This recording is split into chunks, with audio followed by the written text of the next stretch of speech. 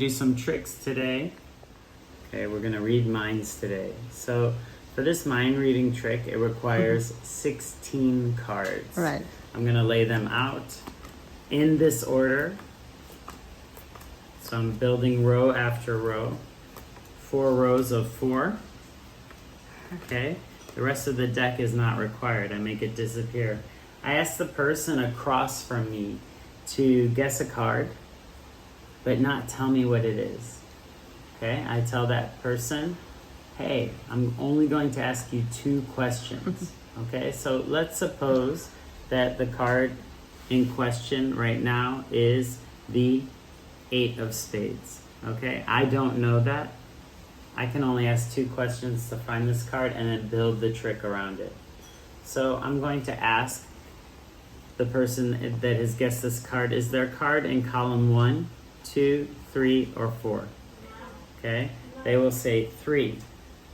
Then, while I'm distracting them with fun talk, I'm just going to memorize these cards. But first, I'm going to collect them in this order. I'm going to scoop them into my hands from the first column, second column, third column. I'm memorizing these cards. King, 7, 8, Jack. So they're kind of locked in my mind somewhere. Collect the rest of the cards. I flip the deck. I'm going to put them out again. Now when I put them out again, what this does is it realigns the cards in a different way than they were originally. So you can see my cards coming out right now appear like this, horizontally instead of vertically.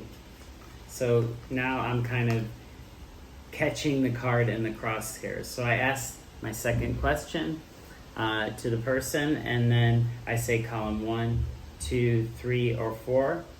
And we said the card was the 8 of spades. So they're going to say column 3. Okay, so now I'm going to collect the cards. I know that this is the card. I've triangulated. So I'm going to collect the cards, but I'm going to count in my mind. 1, 2, 3, 4, 5, 6, 7, 8, 9, 10. Ding, ding, ding. I don't need to count anymore. I can keep talking. But I know the 10th card in my deck, when I flip these cards, is going to be the card in question.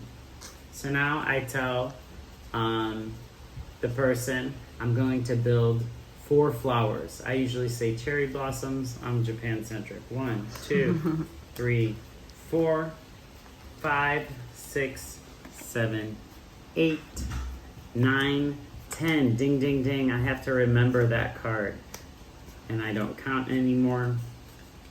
And I have 4 flowers. Okay? Now I ask the person to point to 2 flowers, but don't touch them. I usually say the cards are electrically charged. If they point, they could manipulate the cards or spoil your trick. So ask them not to touch the cards. So no matter what they pick, you're always going to focus on getting to this deck. So if they point to these 2, I leave them, I take these away. If they point to these 2, I still leave them.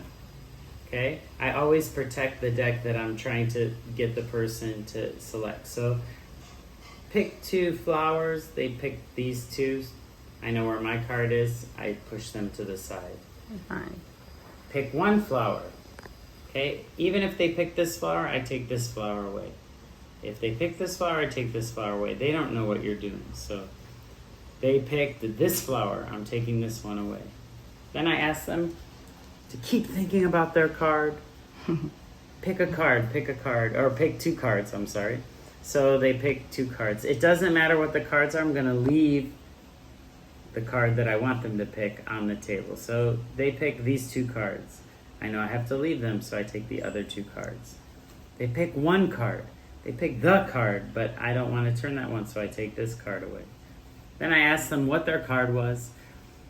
They tell me, oh, it was the 8 of spades.